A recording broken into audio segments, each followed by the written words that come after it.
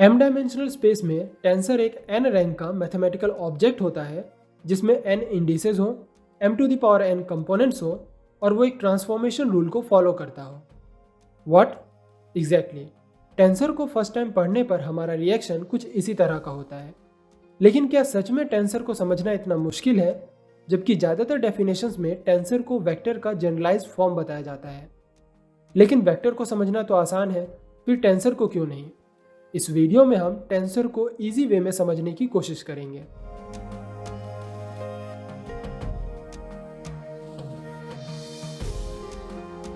Tensor को समझने के लिए पहले एक कोऑर्डिनेट सिस्टम में वेक्टर्स के कंपोनेंट और बेसिस वेक्टर को समझते हैं। यह एक simple 3 dimensional Cartesian coordinate system है जिसके 3 एक्सेस x, y और z हैं। तीनों ही एक्सेस के कॉरस्पॉन्डिंग एक एक यूनिट वेक्टर डिफाइन किए गए हैं। x डायरेक्शन के लिए i कैप, y डायरेक्शन के लिए j कैप और z डायरेक्शन के लिए k cap. In unit vectors को कोऑर्डिनेट बेसिस वेक्टर्स भी कहते हैं।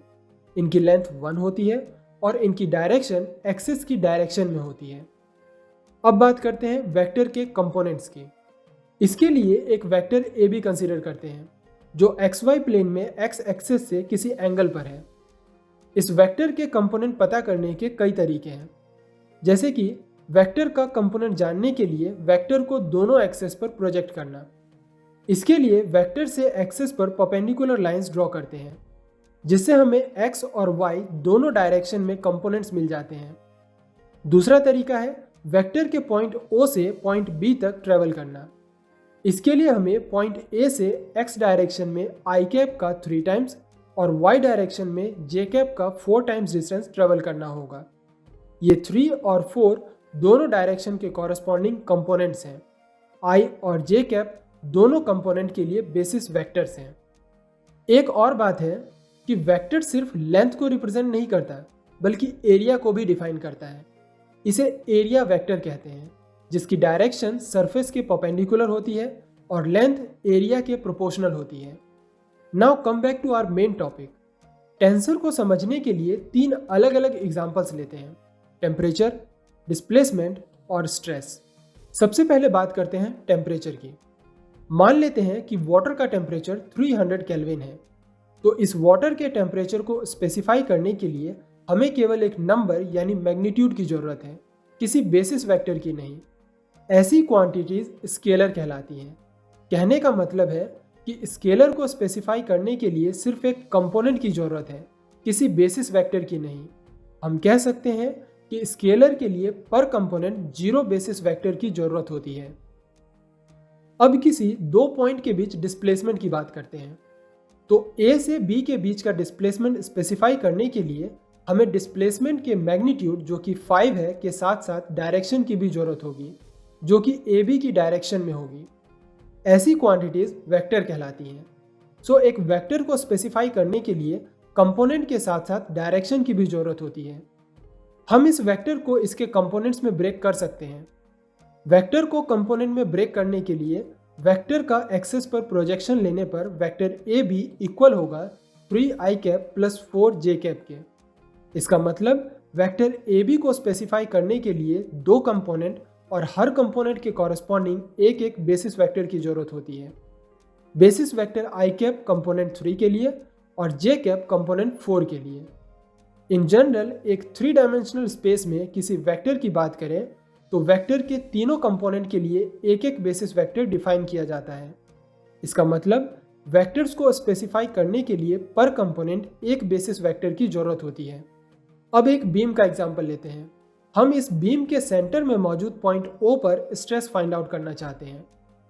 जब किसी ऑब्जेक्ट पर एक्सटर्नल फोर्स अप्लाई करके उसे डिफॉर्म किया जाता है तो ऑब्जेक्ट अपने इलास्टिक नेचर की वजह से अप्लाइड फोर्स के अगेंस्ट में इंटरनली पर यूनिट एरिया एक फोर्स अप्लाई करती है जिसे स्ट्रेस कहते हैं। अगर फोर्स की डायरेक्शन एरिया वेक्टर की डायरेक्शन में है तो इसे नॉर्मल स्ट्रेस कहते हैं, लेकिन अगर फोर्स की डायरेक्शन एरिया वेक्टर के परपेंडिकुलर है तो इसे शियर स्ट्रेस कहते हैं। ये दोनों ही स्ट्रेस डिफरेंट नेचर के होते हैं। बीम के पॉइंट O पर स्ट्रेस फाइंड आउट करने के लिए हमें इस पॉइंट से होकर तीनों डायरेक्शन में गुजरने वाले क्रॉस सेक्शन एरिया चाहिए होंगे। इसके लिए बीम को तीनों एक्सेस के अलोंग पॉइंट O से होते हुए कट कर लेते हैं। नाउ फर्स्ट क्रॉस सेक्शन की बात करें तो इसका surface area vector x axis की डायरेक्शन में है।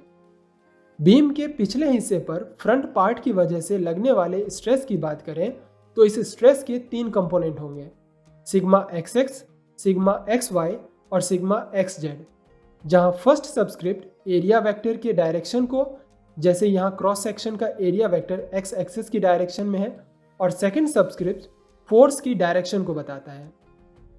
इसी आइडिया को सेकंड क्रॉस सेक्शन के लिए यूज करें तो सेकंड क्रॉस सेक्शन का एरिया वेक्टर वाई एक्सिस की डायरेक्शन में है, तो पॉइंट O पर स्ट्रेस के तीन कंपोनेंट होंगे, सिग्मा YX, सिग्मा YY और सिग्मा YZ।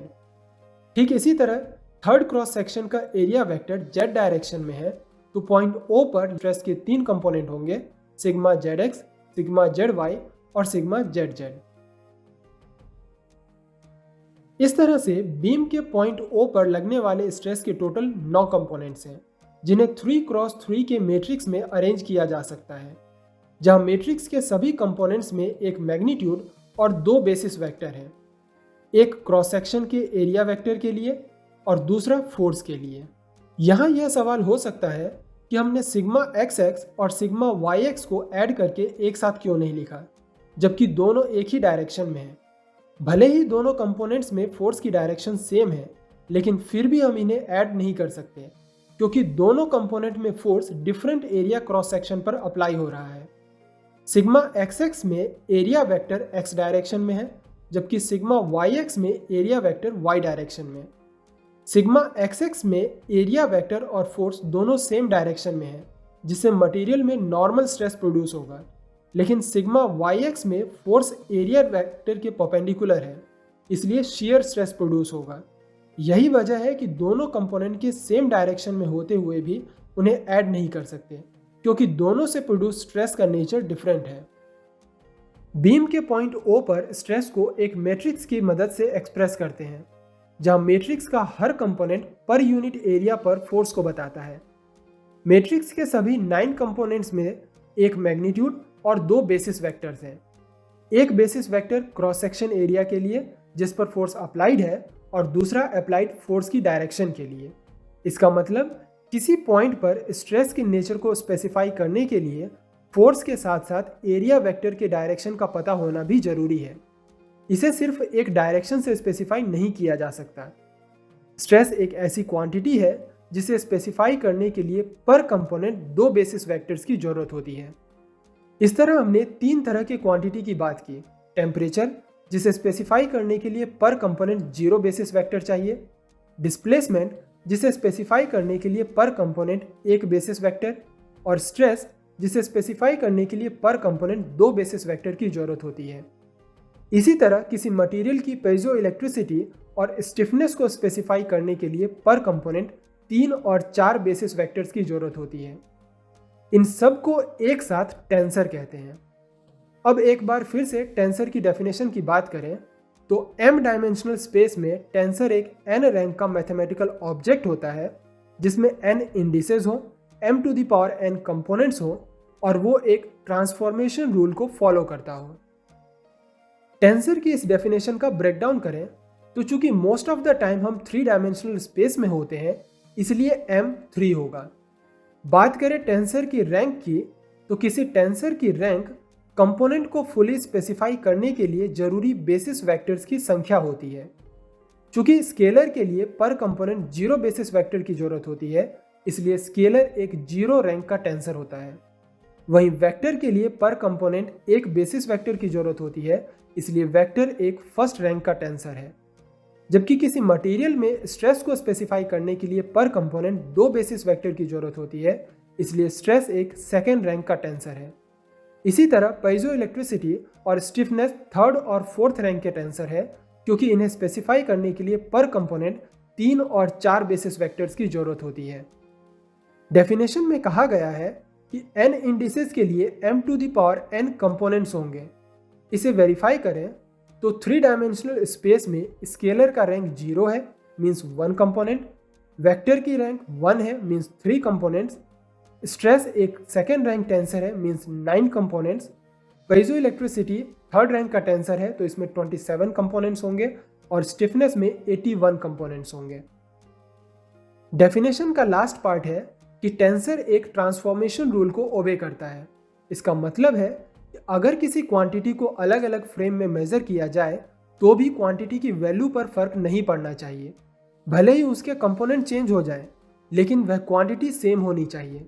जैसे पॉइंट ए से बी का डिस्टेंस दो अलग अलग कोऑर्डिनेट सिस्टम में मेजर करने पे ए बी वेक्टर के कंपोनेंट चेंज हो गए हैं, लेकिन ए बी वेक्टर का मैग्नीट्यूड और डायरेक्शन सेम है।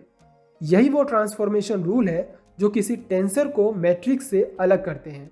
एक मैट्रिक्स सिर्फ नंबर का एरे होता है, लेकिन टेंसर बहुत ही स्पेसिफाइड है जो एक ट्रांसफॉर्मेशन रूल को ओबे करता है। इसलिए मैट्रिक्स और टेंसर अलग अलग होते हैं। टेंसर किसी क्वांटिटी के रिप्रेजेंटेशन की एक अलग ही तरह की मैथमेटिकल लैंग्वेज है। इस लैंग्वेज में आइंस्टाइन के दिए हुए नोटेशंस काम में लिए जाते हैं। टेंसर के नेक्स्ट वीडियो में हम इन नोटेशंस और कोवेरिएंट, कॉन्ट्रावेरिएंट जैसे टर्म्स को समझेंगे।